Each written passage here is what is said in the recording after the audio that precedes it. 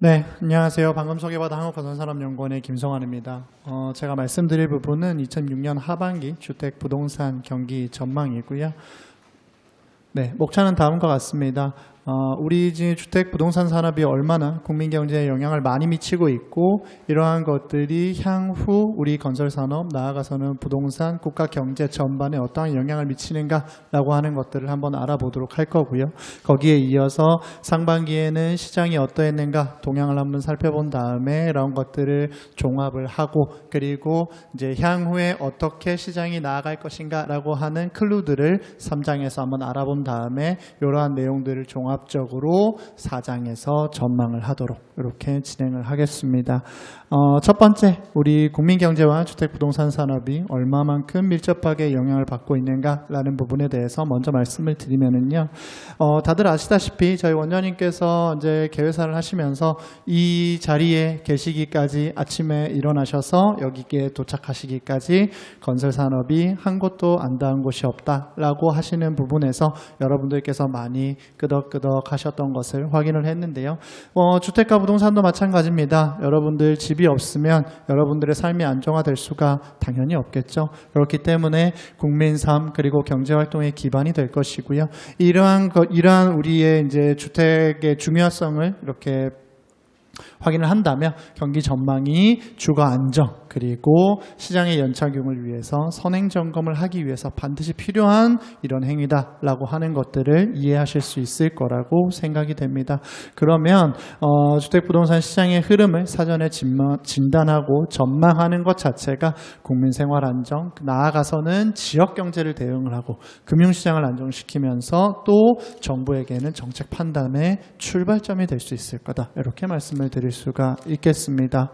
건설부동산 산업이 가운데에 두고요. 국민 왼쪽, 국가 오른쪽 양쪽으로 상당히 여러 가지 파급 효과를 가지고 있습니다. 여러분들께서 가지고 계시는 자산의 70% 이상이 당연히 주택으로 이루어져 있다라는 통계도 있겠지만 그것뿐만이 아니라 국가적으로 봤을 때는 조세 수익, 건강보험, 복지, 재정 아주 여러 곳에 영향을 미칠 수밖에 없는 상황이고 이러한 것들이 온 국민, 정부, 나아가서는 외국에서도 우리나라의 부동산 경기에 관심을 가질 수밖에 없는 이유다. 이렇게 말씀을 드릴 수가 있겠습니다.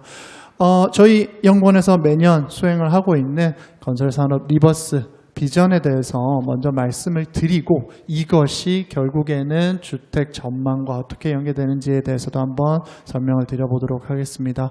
우리 연구원의 건설산업 리버스의 비전이라고 말씀을 드리면 국민 미래를 건설하는 국가 산업으로서 건설 산업이 재탄생하도록 이렇게 저희가 아주 아까 저희 원장님께서 말씀 주셨던 700페이지 이상의 아주 많은 연구 결과들을 매년 이렇게 배출을 하고 있는데요. 그 중에서도 우리의 이제 주택 지금 앉아 계시는 여러분들께서 주택 부동산 시장 전망을 들으러 오신 것은 수요와 공급이라고 하는 것을 재정의하고 이러한 것들을 어떻게 전환시킴으로 인해서 향후의 구조 변화와 리스크를 조기에 포착하고 새로운 재탄생을 함에 있어서의 여러분들의 이제 전략이라고 하는 것들을 도출할 수 있는 아주 중요한 자리에 와 계신다. 이렇게 이해를 해주시면 되겠습니다. 이러한 것들이 사실 앞쪽에서도 설명드렸지만 부동산 경기를 전망하기 위해서는 상당히 많은 변수들을 확인을 해야 됩니다. 여기 경기 흐름에서부터 제도 변화, 인구 구조, 기술 진보, 나아가서는 글로벌 여건과 기후 환경 이슈에까지 상당히 여러 가지 종합적인 판단이 필요하게 되는데요. 그 중에서도 제가 이번에 전망 그리고 동향을 살펴보고 전망을 하면서 어떤 지표들을 주로 봤는지 한번 설명을 드려보도록 하겠습니다. 주택이라고 하는 것은 신축, 그러니까 분양을 받아가지고 새 아파트에 입주하는 그런 이제 주택도 있겠지만 기존에 지어져 있는 재고주택이라고 표현을 하는데요. 재고주택의 재고주택을 구매를 하셔가지고 이제 입주를 하시는 그런 경우도 있지 않습니까?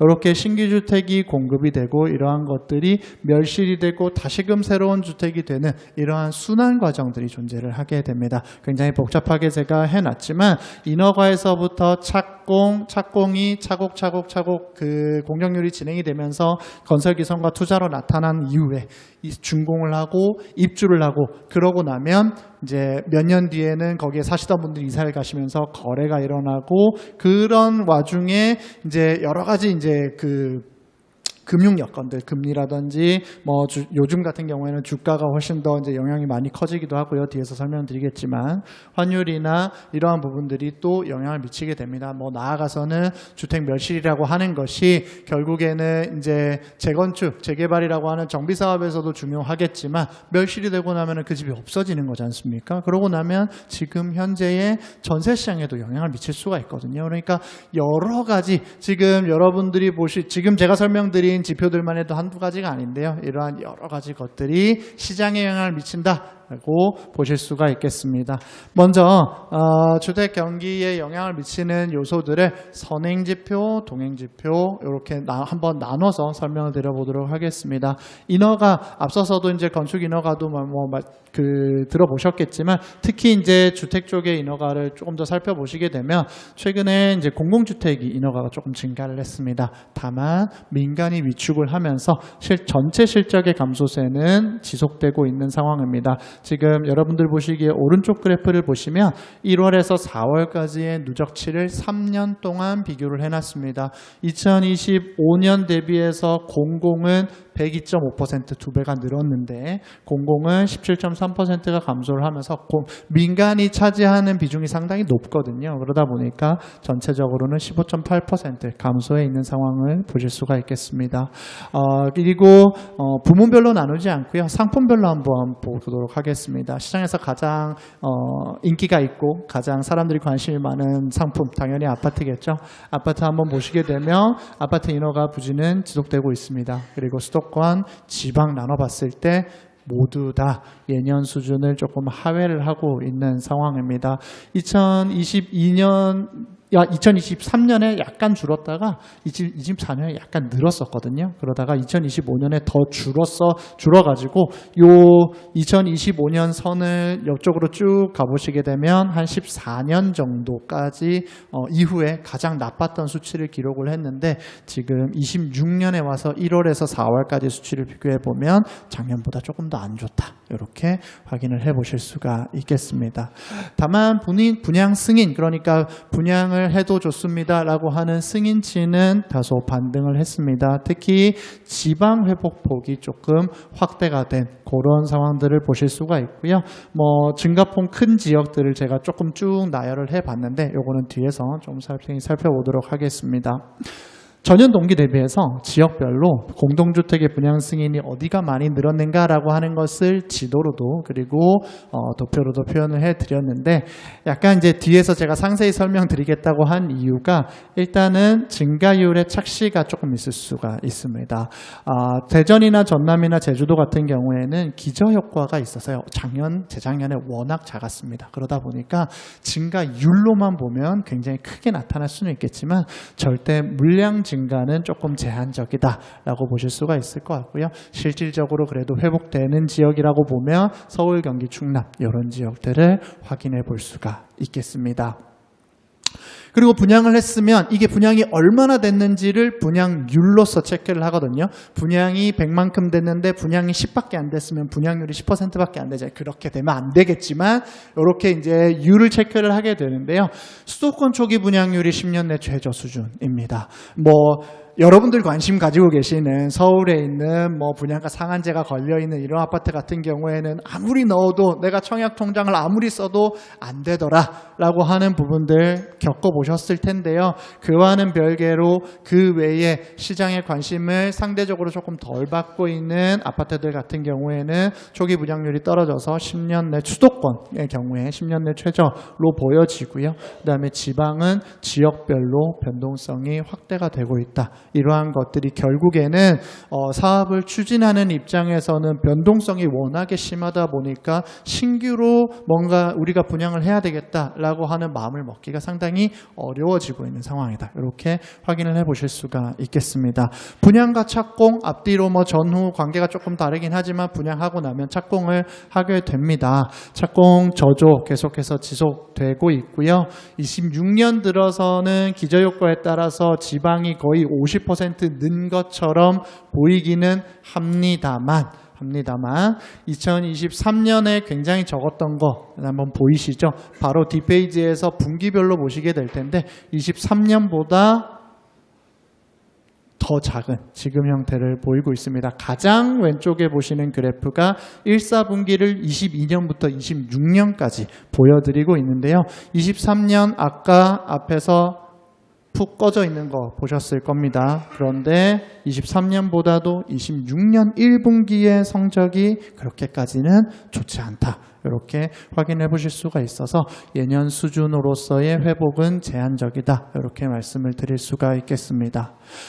착공 비율이라고 저희가 설명을 드리는 것은 아파트가 인허가 받고 나서 얼마나 착공했는가, 100채를 인허가 받았을 때 착공을 얼마나 했는가라고 하는 것들을 연도별로 한번 비교를 해봤을 때는 18년, 19년부터 21년까지는 기존에 인허가 받았던 것들이 착공이 되고 오히려 19년에서 21년까지 인허가 수는 줄어들면서 100%가 넘는 결과가 나오기는 했습니다만 2021년 이후부터는 지금 미착공 비율이 계속해서 좀 쌓여가고 있는 형태입니다. 그걸 뒤에서 조금 설명을 드릴 거고요. 다만 24년 대비해서 25년이 착공률이라고 하는 것이 소폭 개선은 되었다라고 말씀을 드릴 수가 있겠습니다. 여기에서 이제 그 해석이라고 하는 것을 여러 방면으로 할 수는 있겠습니다만 저희 원에서 내리고 있는 해석은 그래도 착공을 한다라는 거는 그래도 사업을 진행을 하겠다, 계속 진행을 하겠다라는 의미고 그러니까 사업성이 괜찮은 곳에만 인허가를 받고 착공을 하기 때문에 그래도 23년보다는 조금 개선이 된 거 아니냐 이렇게 저희 원에서는 판단을 하고 있고 이 비율이라는 게 분모 분자의 움직임에 따라서 상당히 달라지지 않습니까? 이런 부분들이 저희 원에서는 그렇게 해석을 하고 있다 이렇게 말씀을 드릴 수가 있을 것 같고요. 인허가 후 미착공 물량이 어느 정도 되느냐라고 했을 때 수도권 규제 지역 내에서 저희가 판단했던 건 한 30만 호 정도가 되는 것 같습니다. 5월 27일 날 정부에서, 그러니까 국토부에서 이제 보도자료를 하나 내셔가지고 인허가 후 착공을 굉장히 좀 촉진을 하겠다라는 보도자료에서는 서울과 경기 규제 지역에서 한 32.3만 호 정도로 추산을 하셨는데요. 이게 아마 정부 추산이 훨씬 더 좀 정확하리라고 생각이 됩니다. 왜냐하면 이제 외부에서 볼 수 있는 데이터랑 내부에서 보실 수 있는 데이터는 좀 차이가 있을 것 같아서 내부에서는 HIS나 이런 것들을 통해 가지고 조금 더 명확하게 산출을 하셨을 거라고 생각은 되지만 저희 원에서는 건축 서비스 산업 정보 체계라고 하는 이제 그 홈페이지를 통해서 국가에서 운영하시는 홈페이지를 통해서 저희가 받은 인허가 데이터를 가공을 해서 저희가 산출을 했습니다. 그랬을 때 30만 원 정도 누적이 되고 있는데 22년부터 해서 계속해서 증가를 하고 있는 역할들을 확인을 해 보실 수가 있겠습니다. 그러고 나서 사실은 인허가 하고 착공을 했다라고 하면은 또 이제 준공으로 이어지지 않겠습니까? 그런 상황에서 봤을 때 여러분들 보시기에 왼쪽 그래프에 인허가 착공 준공의 추이를 쭉 설명을 해드렸습니다. 특히 빨간색 그래프가 인허가 추이인데요. 인허가가 21년 이후에 계속해서 감소를 하고 있습니다. 아까 제가 착공 비율 말씀을 드리면서 조금 25년도에 증가를 했다라고 말씀을 드렸습니다만 인허가와 착공 전반적으로 감소를 하고 있는 상황이고 이러한 것들이 23년도에 착공 지금 보시기에 파란색 그래프가 착공이거든요. 파란색 네모로 이렇게 표시되어 있는 저 그래프가 착공 그래프인데 23년에 많이 줄어들었던 거 확인하실 수 있습니다. 그것이 착공하고 나면 준공하는데 요즘은 한 3.5년 정도가 걸린다고 합니다. 그러면 어떤 식으로 그래프가 나타나느냐? 입주 실적이 줄어들게 됩니다. 준공을 해야 입주를 하니까요. 입주 물량이 대폭 줄어들게 되고 이것이 24년, 25년도에 회복을 했느냐? 조금 회복했지만 그렇게까지 회복을 하지는 못하고 지금 국토부와 부동산원에서 추정을 하신 바에 따르면 25년 상반기 대비해서 회복 폭이 그렇게 크지는 않다. 이렇게 확인해 보실 수가 있습니다. 그러니까 시장에서는 향후에 공급 물량, 주택 공급 물량이 부족하다라는 얘기가 이런 곳에서 나오는 거다. 이해를 하시면 되겠습니다. 요거를 준공 물량으로 조금 더 시계열이 길게 한번 보시게 되면은요, 주택 준공 물량의 감소세가 심화되고 있다. 왜냐하면 인허가와 착공이 그 이전부터 줄어들었기 때문이다라고 보실 수가 있을 것 같고요. 2023년 직전 정점을 기록한 이후에 24년, 25년 줄었습니다. 오른쪽 그래프에서 26년 더 얼마나 줄어들었는지 확인해 보신다라고 하면 지금 분양시장 상황이 녹록치가 않다. 사업자들께서 상당히 어려움을 겪고 있다라고 하는 것들을 확인을 해 보실 수가 있겠습니다. 미분양 앞서서 이제 건설 쪽에서도 말씀을 해 주셨지만 일단 이제 지금 22년도에 굉장히 조금 매우 어려운 시기들을 많이 보내셨을 거라고 생각이 됩니다. 특히 공급업계 쪽에서 굉장히 어려운 시간들을 보내셨을 거라고 생각이 되고 그때 22년 말 정도께에 한 8만 호 가까이 한 7.5만 호 정도로 기억을 합니다만 그 정도까지 올라갔다가 쭉 떨어졌다가 6만 호대 중후반에서 계속해서 움직이고 있습니다. 정부와 국토연에서 연구를 한 바에 따르면 6만 4천 호 정도 이상이 되면 정부에서 관심을 가질 만한 단계다라고 지금 말씀들을 하고 계시는데 지금 6만 8천 호 정도이니까 관심은 당연히 가져야만 하는 계속해서 가져야만 하는 단계이고 여기에서 추가적으로 파란색으로 아래쪽에 파란색으로 표시되고 있는 공사 완료 후 미분양이라는 게 업계에서는 굉장히 크리티컬하거든요. 이러한 것들이 계속해서 증가하고 있다라는 것들은 조금 우려스러운 부분이다 말씀을 드려볼 수가 있겠습니다. 이게 이제 수도권과 지방 사이에서 어떤 곳이 미분양이 더 많을까? 하라고 하면 당연히 스탁은 지방이 조금 더 많습니다만 작년과 올해의 미분양이 얼마나 이제 줄어들고 늘었느냐라고 하는 것들을 보면 지방에서 조금 많이 줄었습니다. 줄었는데 이것도 조금 다시 한번 설명을 드려야 될 것 같은데요. 지금 많이 줄어들었던데 지금 파란색 대비해서 빨간색이 얼마나 줄었는가를 보시면 됩니다. 왼쪽 그래프에서 보시면 대구 마이너스 46.8%죠. 그리고 울산 56.6%가 감소를 했습니다. 대구 별로 안 좋다 그랬는데 왜 저렇게 많이 줄었지? 라고 생각을 해보면 제가 이제 그래프 위에 조금 설명을 해드렸는데요. 주요 미분양 감소 지역, 아까 말씀드렸던 울산, 대구, 그리고 전북 이런 지역들이 한 해에요. 분양 물량이 얼마 안 됐습니다.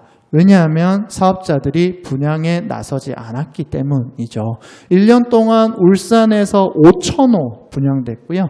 대구에서 1,200호 1,300호 가까이 분양이 됐습니다. 그게 전국에서는 0.8% 정도밖에 안 되는 수치거든요. 그러니까 분양을 안 하니까 미분양 물량이 줄어들 수는 있는 부분이기는 하지만 그럼에도 불구하고 지금 해당 지역의 분양시장 상황 자체가 그렇게 녹록지는 않다. 특히 입주율을 보시게 되면 파란색으로 표시되어 있는 지방 26년 4월에 50%입니다. 100채 지어놓으면 입주를 50채 정도 한다라는 얘기거든요. 그러면 누가 이 수치를 보고 지방에서 사업을 시작을 할 수가 있겠습니까? 이러한 부분들 반드시 좀 해결이 돼야 된다라고 볼 수가 있을 것 같고요. 가장 관심 많으신 가격 같은 경우에는 서울 지역의 최근에 매매가격 상승세가 좀 재확대되고 있습니다. 지방에서도 계속해서 하락을 했습니다만 요거는 조금 이제 멈추고 보합세 정도로 가고 있다. 이렇게 확인을 해 보실 수가 있겠고요. 정책에 따라서 굉장히 크게 왔다 갔다 하는 그런 영향들 보여주고 있습니다. 특히 1월 달에 지금 제가 오른쪽 그래프의 가운데쯤에 129 대책 공급 강화책이라고 말씀을 드렸는데 요때 전후로 또 정부에서 이제 양도세 중과를 유예해 주던 것을 중지하겠다. 되게 말이 어렵죠. 다주택자 분들한테 원래는 양도세를 중과를 하도록 되어 있는데 그거를 유예를 하던 거를 다시 중지시켜서 중과를 하겠다라고 발표를 하신 겁니다. 그 기한이 5월 9일이었고요. 그러다 보니까 용산과 서초 강남 송파 일대를 중심으로 해서 가격이 하락하는 영향들을 보였습니다. 다만 다주택자 양도세 중과 유예가 종료되는 5월 초순 이후로는 가격 빠르게 상승하고 있는 거 아마 보도를 보셔서 다 아시리라고 생각이 됩니다. 그래서 지금 이제 여기 앞에서 보시게 되면 상당히 정책에 따라서 부동산의 그 시장에 미치는 영향이 굉장히 크다라고 하는 것들을 확인해 보실 수가 있고요. 전세, 월세 최근에 굉장히 빠르게 올라가고 있다라고 많이들 말씀을 하십니다. 실질적으로 그래프를 그려보더라도 25년 1월 달을 딱 100으로 놓고 기준점을 정하기 위해서요. 100으로 놓고 그때 이유를 보더라도 서울 지역을 중심으로 한 전세 그리고 월세가의 상승이 도드라지게 나타나고 있다. 확인해 보실 수가 있겠습니다. 이것은 이제 거래 부분인데요. 거래 같은 경우에는 당연히 재고주택을 포함해서 말씀을 드릴 수가 있는데 외지인이라고 하면은 통계상으로는 관할 시도 외라고 되어 있습니다. 이거를 통칭해서 시장에서는 외지인이라고 부르는데 외지인 매수세가 인천과 경기 지역에서 상대적으로 강세를 보이고 있습니다. 이것은 무슨 의미냐라고 생각을 해보면 인천 경기가 그 외과 수도권 외부에서 인천 경기 쪽으로 올라오신 분들도 충분히 있을 거라고 생각이 되고요. 서울에서 거주하시던 분들, 전세나 월세 임대차로 거주하시던 분들이 인천 경기 쪽으로 많이 이제 유입이 되신 그런 영향들도 있을 거라고 생각이 되고. 서울을 중심으로 보시게 되면 지금 아까 이제 말씀드렸던 정부의 정책에 따라서 진폭이 굉장히 크다라고 하는 부분들 직접적으로 보실 수가 있을 것 같고요. 표로도 제가 정리해 놨으니까 한번 확인해 보실 수 있겠습니다. 그리고 서울 구별로는 그러면 아파트 매매 거래량이 어떻게 변화하고 있는가라고 보시면 제가 빨간색 네모 쳐놓은 성북구, 노원구, 강서구, 구로구 이런 지역들이 한 5% 전년 동기 대비해서는 한 5% 이상 증가를 했습니다. 그러니까 서울 외곽지와 서울 외곽지를 포함한 경기도 인천 지역 쪽으로 지금 수요들이 집중되고 있는 상황이다. 이렇게 이해를 해보실 수가 있겠습니다. 요거는 현황 지표들 쭉 모아놓은 거니까요. 한번 확인해 보시면 될 것 같고 그래서 이렇게 동향을 봤으니까 하반기에는 어떻게 움직일까라고 하는 것들을 한번 확인해 볼 수가 있겠죠. 수요자는 사실은 가격을 전망을 하고 모든 사람들이 그렇습니다. 내 집 가격이 오르던 내리던 나는 상관없다라고 하지만 자기 집 가격 내려가지고 기분 좋을 사람은 한 명도 없잖아요. 그리고 당연히 우리 이제 서두에서도 말씀드렸지만 우리 가계의 자산의 상당 부분이 부동산으로 이루어져 있기 때문에 집값 하락은 곧 나의 자산 전체 내가 평생 꾸려온 자산의 가치의 하락을 의미를 하게 됩니다. 그러면 사람들의 기대라고 하는 것이 시장 가격에 투영이 될 수 있는 그런 영향들이 굉장히 높은데 수요자들이 가격을 어떻게 전망을 하냐라고 하는 것을 한국은행에서 연구를 해봤더니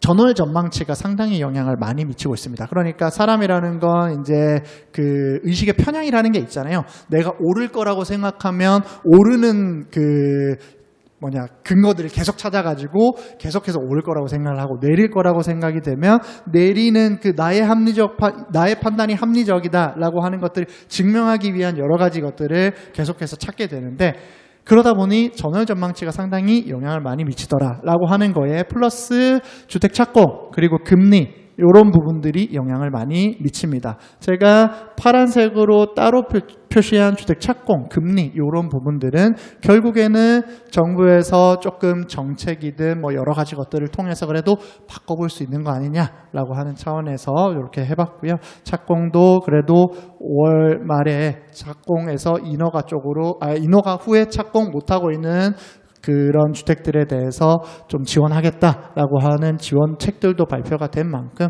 향후에는 그래도 좀 해결이 되리라고 기대가 되고, 그리고 금리 부분은 뒤쪽에서 조금 설명을 드려보도록 하겠습니다.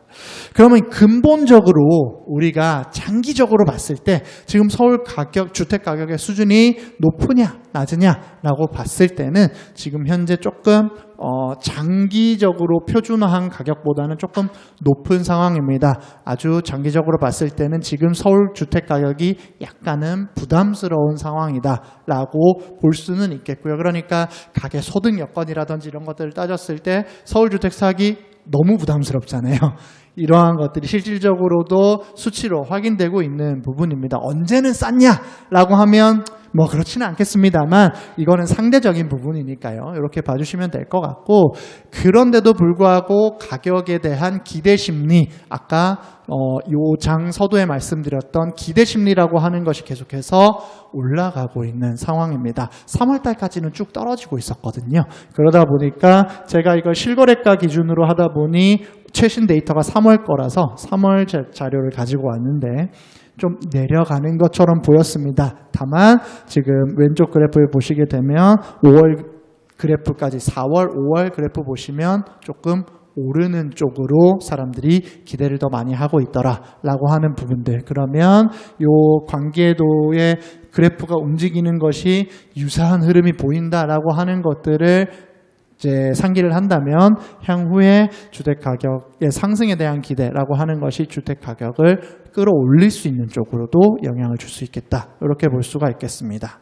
금리 얘기 많이 나오고 있는데요. 금리 오늘 새벽에 점도표 나온 거 보니까 약간 금리가 오를 수도 있을 것 같다. 시장에서는 뭐 이미 이제 CME 페드와치나 이런 데서 보게 되면 미국 기준금리 올리지 않을까라고 했고, 실질적으로 금통위원들도 FOMC의 위원들도 금리가 오를 수 있겠다라고 했고, 그리고 뭐 뒤에서도 뭐 제가 그래프로 그려놓긴 했습니다만 우리나라 금통위원들도 우리나라 기준금리가 좀 오를 수 있겠다라고 전망을 해놓은 상태입니다. 그러다 보니까 이것이 이제 시장 금리 쪽으로 반영이 되면서 주담대 금리의 하방에는 조금 제한을 가하고 있는, 그러니까 밑으로 내려가려는 힘들은 좀 제한을 하고 있는 그런 상황이고요. 뭐 왼쪽 그래프는 설명드렸으니까 넘어가고, 지금 이제 채권 시장의 체감 지표라는 것들을 금융투자협회에서도 이렇게 조사를 하고 계십니다. 저희 원에서 이렇게 건설 경기를 가지고 CBSI를 보듯이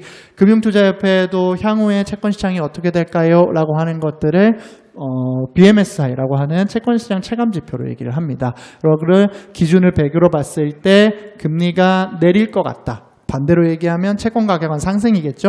라고 하면 위쪽으로 올라가고요. 반대로 밑으로 내려갑니다. 그런데 종합적인 BMSI를 봤을 때는 가격적으로는 하락을 하지 않을까. 이렇게 하는 사람들이 좀 많아졌다. 이렇게 볼 수가 있을 것 같고요.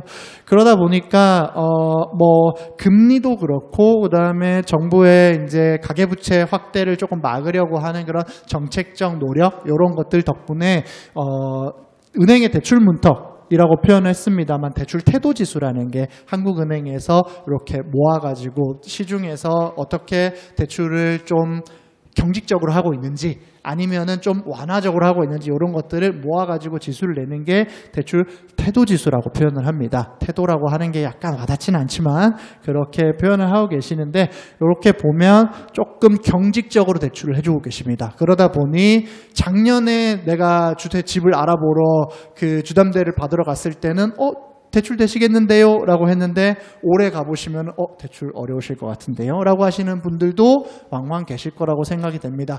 대출의 태도, 은행이 어떻게 대출을 해주느냐의 태도가 조금 달라졌기 때문이라고 보시면 될 것 같고요. 그리고 은행의 대출 그 문턱이 높아지다 보면 사람들은 또 다른 어디서 돈이 나올 데가 없을까를 찾게 될 수밖에 없겠죠. 그러다 보니 시중은행의 예금을, 내가 가지고 있는 예금을 담보로 해서 대출을 하는 그런 그 규모들이 조금 늘어나고 있더라. 이것이 결국에 주택시장으로 흘러 들어왔다, 유입이 되었다라고 하는 결정적인 증거는 없습니다만, 결국에 사람들이 대출을 하기가 조금 어려운 상황에서는 다른 방법들을 찾게 되고, 만약에 주택담보대출이 막힌다고 했을 때는 어떻게 될 것인가? 사람들 또 다른 방법을 찾지 않겠습니까? 그런 그 방식으로 한번 이해를 해보신다라고 하면 시중은행의 예금담보대출 규모, 그리고 SGI 서울보증의 사내대출, 그러니까 그 사내의 복지 차원에서 대출을 해주는 거를 이제 대출을 해주고 나면 SGI한테 보증을 서게 되거든요. 그렇게 됐을 때 사내 대출 보증 규모가 증가를 한다라고 하는 것이 사람들이 어딘가 돈을 쓰기 위해서, 그게 주택이 됐든 아니든 간에 어딘가 돈을 쓰기 위해서 계속해서 다른 방법을 찾고 있다. 이런 부분들을 확인을 해보실 수가 있겠습니다. 그러면 대출 받고 뭐 하고 해가지고 주택 살 수 있을까라고 고민을 하다 보면 주택 구매 여력이라는 걸 보게 되는데요. 주택 구매 여력 조금 제한적입니다. 특히 서울의 경우에는요. 서울의 경우에는 주택 구매 여력이 굉장히 제한적이고 22년 3분기에 굉장히 굉장히라고 말씀드리기는 조금 어폐가 있습니다만 지금에 비하면은 상대적으로 높았던 걸 보실 수 있죠. 그런데 23년, 24년, 25년 그렇게 개선되지 않고 쭉 옆으로 가고 있고 뭔가 주택 구매 여력이 개선이 되면 사람들이 조금 더 활발하게 주택을 사러 나갈 텐데 주택 가격이 워낙 높고 대출 받을 거 너무 어렵다 보니까 주택 가격이 빠르게 상승할 수 있을 거다라고 하는 부분들은 약간은 이제 제한적인 그런 부분이 있을 거라고 생각이 됩니다. 그리고 이제 소비 여력이라고 하는 것들을 보면 가계가 얼마만큼 내가 버는 돈에서 소비를 할 수 있느냐라고 하는 것들을 보실 수가 있는데 25년 4분기와 26년 1분기에 굉장히 많이 올랐죠. 그런 것들이 또 이제 반대로 지금 왼쪽 그래프에서 보시는 거랑은 약간 이제 반대로 또 소비할 수 있는 여력이 늘어나다 보면 또 집을 살 수 있는 그런 여력들도 증가를 할 수는 있을 거라고 보여집니다. 다만 여기에서 보실 부분들은 2025년 4분기와 2026년 1분기에 1인당 평균 임금이 굉장히 많이 늘었는데요. 이거에 영향을 미치는 게 특별임금이라고 하는 겁니다. 요즘 얘기 많이 나오고 있는 성과급이 저기에 포함이 되는 거거든요. 그러다 보니까 이러한 것들이 국민 전반적으로 뭔가 평균 임금이 많이 증가를 했느냐라고 한다면 이 부분은 약간의 퀘스천 마크가 있습니다. 이거를 수치적으로 통계적으로 봤을 때 발라내기는 불가능하지만 이러한 것들이 전반적으로 봤을 때 소비 여력이 증가를 했다. 다만 이것이 특별임금이라고 하는 거가 유입이 되면서 조금 더 전반적으로 통계적으로 봤을 때 가계소 여력이 증가한 것처럼 보이는 건 아닌가라고 하는 것들은 짚어봐야 되는 문제다. 이렇게 보실 수가 있겠고요. 분양 아까 어렵다라고 말씀을 드렸는데 서울은 좋습니다. 다만 다른 지역들 굉장히 어렵다. 서울 외에 지금 경기 여러분들 보시기에 오른쪽 그래프에 경기 빨간색, 인천 파란색으로 표시를 했습니다. 높은 데 몇 군데 없죠. 나머지 굉장히 좀 낮은 1대1을 못 채우는 현장들도 나오고 있습니다. 수도권 내에서도요. 이런 것들을 본다라고 하면 사업장별로 케이스 바이 케이스, 사업장 바이 사업장별로 굉장히 그 양극화가 커져가고 있다. 이렇게 확인해 보실 수가 있을 것 같고요. 사고 싶어 하는 사람들은 여전히 많은 것 같고 여기에서 최고가를 경신하는 거래 이러한 비중들이 점점 늘어나고 있는 것들은 부정할 수 없는 사실이고 그러다 보니 가격이 올라가는 영향들을 여러분들께서 이전에 동향 쪽에서 확인을 하셨다. 이렇게 보시면 되겠습니다. 그리고 이제 매매와 전세 가격인데요. 전세 가격 서두에도 말씀드렸지만 굉장히 빠르게 오르고 있고 그리고 그 영향에 따라서 월세 가격도 조금 빠르게 오르고 있는 그런 현상들 말씀을 드렸는데 22년 10월 정도 이후부터 전세가 등락이 시차를 두고 매매가 등락에 영향을 미치고 있습니다. 이게 이제 분석 방법론은 그랜저 커젤리티를 보게 된 건데요. 이게 커젤리티라고 해가지고 이게 인과관계라고 해석하시기는 조금 어렵고 선후행성의 관계가 나타났다? 이 정도로 보시면 될 것 같습니다. 그러니까 전세가가 오르니까 그게 원인이 돼서 매매가가 올랐다. 반대로 전세가가 내려서 매매가가 내렸다. 이렇게 판단하시는 거는 조금 이제 그랜저 커젤리티 방법론에서 해석에 있어서는 그렇게 옳지는 않은 방법이고요. 전세가 먼저 오르고 그 다음에 매매가가 따라서 올랐다. 전세가가 먼저 내리고 매매가가 따라서 내렸다 정도로 해석하시는 게 가장 올바른 해석 방법이라고 보여지는데, 아무튼 지금 현재 전세 가격이 오르고 있다라고 하는 것이 매매 가격에는 상방 압력을 미칠 수 있는 그런 영향을 보여주고 있다, 이렇게 보실 수가 있겠습니다. 성장률 전망인데요. 성장률은 뭐 저희 기관에서 직접 전망하는 건 아니지만 지금 이제 여러 가지 기관에서 전망을 하고 계십니다. 1분기에 굉장히 큰 폭의 깜짝 성장이 있었죠. 그럼에도 불구하고 지금 5월 달에 GDP 성장률을 전망한 두 개 기관, 한국은행과 KDI를 보면 2%대 중반, 뭐 과거와 비교를 하면 뭐 2022, 3, 4, 5와 비교를 하면 굉장히 높은 수치기는 합니다. 다만 1분기에 나타났던 깜짝 실적 혹은 깜짝 서프라이즈한 그런 그 GDP 성장률, 전분기 대비해서 굉장히 높은 GDP 성장률 대비해서는 2%대라고 하면은 하반기에는 조금 안 좋아질 수도 있는 거 아니냐라고 보고 있다, 이렇게 볼 수도 있을 것 같습니다. 그리고 앞서서 이제 코스피 얘기도 잠깐 드리고 넘어갔었는데요. 코스피가 뭐 작년에는 분명히 5,000P였던 걸로 기억을 하는데 지금은 8,000P, 9,000P가 되고 있지 않습니까? 코스피가 굉장히 빠르게 오르고 있고, 그러다 보니까 금융자산을 매각을 해가지고 주택을 샀다라고 하시는 분들이 1, 2, 3월 달에 굉장히 많이 늘었다라고 얘기를 합니다. 그러니까 이 자산 간의 동조화라고 해야 될까요? 가격의 동조화라고 하는 것이 나타나고 있고, 주식 가격이 오르는 것이 뭐 주택 가격과 전혀 별개의 문제는 아닌 그런 상황입니다. 그러다 보니까 주식 가격의 상승이라고 하는 것은 또 반대로 얘기하면 주식 가격에서의 좀 상방 압력으로 작용할 수 있는 그런 영역이다, 확인을 해 보실 수가 있겠습니다. 그래서 연동성이 강화되고 있다라고 하는 것들 여기에 설명을 드렸고요.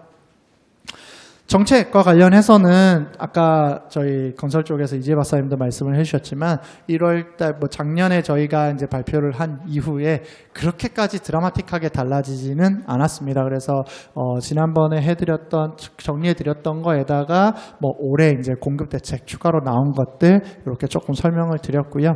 이런 것들을 종합적으로 보게 된다라고 하면 수도권에서 과도한 레버리지를 일으켜서 뭐 소위 시장에서는 영끌이라고 하지 않습니까?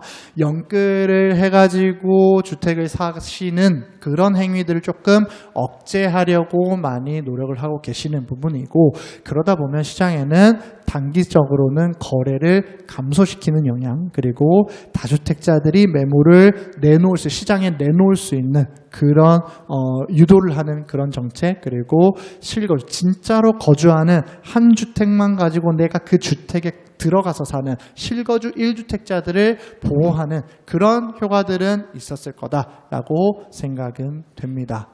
그리고 이제 향후의 정책들이라고 하면 뭐 아무래도 얼마 전에 있었던 지방선거에서 이제 후보들께서 말씀하셨던, 그 당시 후보들께서 말씀하셨던 거를 한번 이제 확인을 해봐야 될 거라고 생각은 되는데요. 서울특별시장 뭐 여러 가지 이제 진통은 있었지만 오세훈 시장님께서 단송이 되셨지 않습니까? 그러다 보니까 신통기획 2.0, 31만 호 착공, 그리고 강북권과 서남권의 교통 환경을 굉장히 크게 개선하겠다라고 하는 것이 전반적으로 그러니까 그 기존에 막혀있던 착공 물량들을 조금 틔워주면서, 그리고 중심으로 모이는 뭐 용산이라든지 뭐 서초, 강남, 송파라든지 이런 중심 지역으로 모여드는 그런 수요들을 조금 분산하기 위한 교통 관련 이런 그 내용들을 많이 공약을 했다라고 보여지고, 경기도 인천광역시 비슷한 상황입니다. 공급 여전히 부족하다는 인식 가지고 계시고 공급 확대하겠다라고 하는 것들이 주요 공약이었습니다. 거기에다가 더해서 경기도 같은 경우에는 지금 상기 신도시 얼마 전에도 분양을 계속 하고 있죠. 일반 분양을 계속 하고 있죠. 그리고 1기 신도시 재정비, 여기에서 나올 수 있는 물량들도 상당히 있을 거라고 예상이 됩니다. 이런 것들을 조금 빨리 진행을 하겠다라고 하는 것들이고, 인천 같은 경우에는 뭐 줄여서 재문부라고 표현을 하셨습니다만 재물포 문화 부평, 그러니까 과거 원도심이죠. 원도심을 조금 더 살려서 여기에 사람들이 거주할 수 있게끔 만들어 만들어주겠다라고 하는 부분들을 말씀을 했다. 이렇게 이해를 하시면 되겠습니다. 이런 것들을 종합적으로 보게 된다라고 했을 때는 공급은 인허가 위축이 지속되고 있는 가운데 지역별로는 분양 여건이 굉장히 차별화되고 있다. 이렇게 보여지고요. 가격은 수도권을 중심으로 수도권 중에서도 서울 중심부 그리고 경기 인천 지역에서도 조금 이제 지역의 중심부라고 할 수 있는 부분들로 상승세가 지속이 되고 있지만 지방은 회복이 조금 제한적으로 일어날 수 있지 않겠나 이렇게 판단이 됩니다. 그 근거들은 앞쪽에서 제가 설명드린 것들을 쭉 정리해 놓은 거니까요. 확인을 해보시면 될 것 같고 그래서 공급 전망은 공공부문에서 공급이 앞쪽에서 이제 이재 박사님께서 설명해 주셨지만 공공부문 공급이 좀 보강이 될 것으로 예상이 됩니다. 그래서 전년 대비해서는 회복이 될 전망이지만 앞서 말씀드렸던 여러 가지 요인에 의해서 민간의 회복력은 조금 제한적이다. 이렇게 해서 한 31만 호 정도로 봤고요.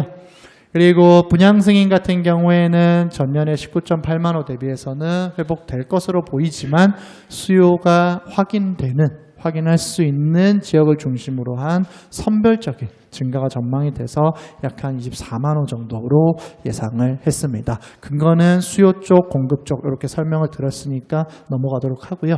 이제 시간이 그렇게 많지 않은 관계로 계속 넘어가겠습니다. 매매 가격은 수도권의 공급 부족 그리고 전세 가격 상승이라고 하는 것들이 영향을 미친다라고 하면 한 4.5% 정도까지도 상승할 수 있지 않겠나 보여지고 반대로 지방 같은 경우에는 몇 년간 지금 표에서 보시면 몇 년간 계속 하락했었습니다. 1월에서 5월까지를 보면 그래도 긍정적으로 조금 가격이 상승하는 요인들이 보여졌습니다. 이러한 것들이 하반기에도 이어져서 한 0.5% 상승할 것으로 전망이 됩니다. 다만 실질적인 회복력이라고 하는 것들은 조금 제한적이지 않을까 이렇게 보여지고요. 임대 가격 같은 경우에는 매매 가격보다는 조금 더 오를 가능성이 있어 보입니다. 멸실되는 그런 주택들도 상당히 있고요. 아까 앞쪽에서 보셨던 공급 물량의 감소 이러한 것들이 시장에 당분간 영향을 미치면서 좀 가격이 매매가보다는 전세가가 조금 더 크게 상승하지 않을까 이렇게 생각이 돼서 한 5% 정도 이렇게 전망을 했습니다. 네, 이상 발표 마치도록 하겠습니다. 경청해 주셔서 감사합니다.